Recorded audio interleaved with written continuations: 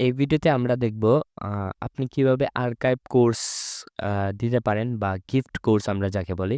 অর্থাৎ একটা কোর্সের সাথে আরো একটা কোর্স আমরা ফ্রি দিয়ে থাকি। সাপোজ একটা আমরা আ ওয়েব ডেভেলপমেন্টের কোর্সের সাথে আমরা কম্পিউটার বেসিক একটা কোর্স তাদের ফ্রি দিয়ে থাকি। তো সেটা কিভাবে আপনি এড করবেন কোনো কোর্সের সাথে? তো সেটা করার জন্য আপনাকে অল কোর্সে আসতে হবে। আসার পর এখান থেকে আপনি যেতে হবে ভিউতে।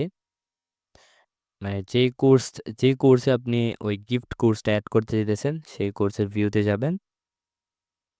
যাওয়ার পর এখানে তো সবকিছু দেখাচ্ছে আপনার ডিটেইলস। তারপর এইখান থেকে আপনি যেটা করবেন, এখান থেকে আপনি আর্কাইভ কোর্স নামক একটা অপশন আছে সেটাতে যাবেন। তো এড অ্যান্ড বা রিমুভ আর্কাইভ কোর্স এইখান থেকে আপনি যেই কোর্সটা আপনি তাদেরকে ফ্রি দিতে চাচ্ছেন সেটাকে আপনি চাইলে এখান থেকে অন করলে এটা চলে যাবে। সো এখান থেকে আমি এই ২ টা কোর্সই এড করলাম। করার পর ব্যাক আসার পর আমরা যদি আবার এটায় ঢুকি, সাপোজ এইখানে এই ২ টা কিন্তু কোর্স তাদের আর্কাইভ হয়ে গেছে। অর্থাৎ গিফট কোর্স হিসাবে চলে গেছে এবং তারা তাদের ড্যাশবোর্ডে যাওয়ার পর ভিউ কোর্সে গেলে এই ২ টা কোর্স দেখতে পারবে যে তাদের গিফট কোর্স হিসাবে তাদের ড্যাশবোর্ডে চলে আসছে।